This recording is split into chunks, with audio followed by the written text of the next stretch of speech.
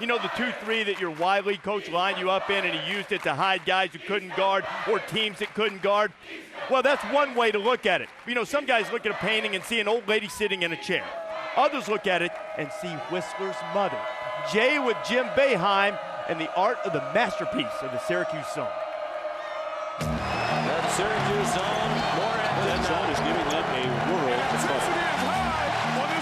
Syracuse uses it as a weapon. Syracuse has ever played in zone.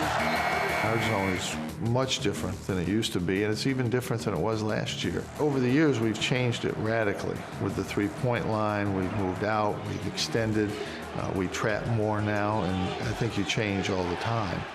Jim Boeheim flips the script on game planning. He forces opponents to prepare to face the Syracuse zone, instead of reworking his defense to counter the opponent's man-to-man offensive playbook.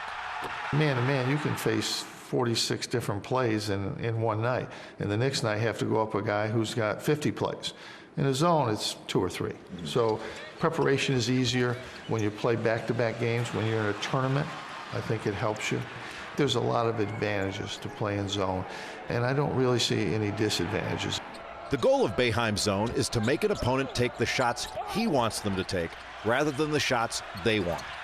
Sometimes we actually let the ball into the high post because we feel there's a guy there that can't make plays, can't hurt us. You know, if we find a team like with a Jay Bilas, we don't guard him. You know, we stay back. We say, don't go out and guard him. He's not making that shot. So now we're playing 5 against 4 in that situation. The Syracuse zone has to be active to be successful. Boeheim implores his defenders to get their hands up for deflections and steals, and to constantly adjust their defensive position by moving as the ball moves. 5 people have to move when the ball moves. If 4 people are moving, you're going to get beat. In a man-to-man, sometimes the action's a 2 or 3 man game. In the zone, 5 guys have to work together every play. You got to keep your head on the swivel. I mean, you're constantly looking to your right and your left to see who's cutting, who's going towards the basket and things like that. So you can't get caught just looking at the ball. Syracuse funnels the ball into well-positioned help, traps automatically when the ball goes to the baseline or the deep corner, and sometimes calls for traps along the sidelines. There's that double team and a turnover.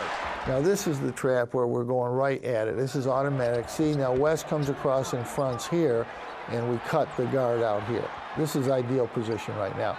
The only way you can get out of there is to dribble out. Once you have that trap in the short corner, you want to deny ball side? Yeah, we deny that, and we deny the cutter from the high post. Those are the 2 keys. So really the only pass he's got. The only one he's got is this one over here. Which is a pretty hard pass to make. Well, he's got to go through 2 people to get there. 2 6'9" guys. Here comes Syracuse looking to push. Johnson to the hoop! Boeheim believes his team can run better out of the zone because his big men and his guards are well positioned to outlet the ball and run lanes, whether after a rebound or a steal.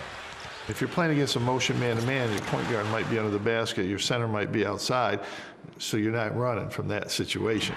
But you're in position. So I think that helps you in your zone, that ability to run out. Why do you think there's so much mystery in coaching and out of it about zones? Well, first of all, I think people think if they don't coach man-to-man, they're not macho men. They're not real coaches. Secondly, I think that coaches, they have no idea what a zone is, no clue. The main reason you play a zone, in our zone, we play it to win games. We think it's our best defense.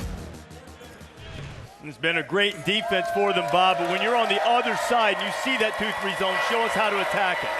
Well, one of the things that I want to mention first of all is that Jay Bilas put this zone up here, and that's one reason why he got out of coaching, the way this zone is set up. He's got the back line up pretty high. If 4 comes into the middle, D plays him, lob the ball to 5, and will shoot dunk shots all night long. So Jimmy's zone is back a little bit further than this. The big fallacy about playing against zone defense is that you must constantly pass the ball. If you pass the ball constantly against Syracuse, you are never going to score. It's important that you understand the gaps of the zone. There are 1, 2, 3, 4, and 5 gaps in the zone. At every opportunity, you try to take the ball into one of those gaps anywhere on the zone, and 2 people have to come to the zone.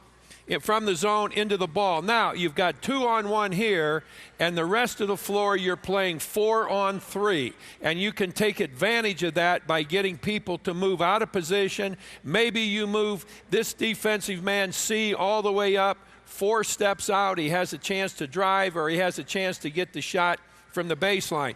But without dribble penetration against a zone, you're going to have a very difficult time getting anything other than 3-point shots. That being said, the Syracuse zone, I think, is the most difficult defense to play against of any defense in college basketball today, because they work extremely hard at it, and too many teams, when they get in a zone, think it's a time to rest. Syracuse has the best zone and the best defense, the most difficult defense to play against. And it is more difficult by far than the Washington Husky defense is right now.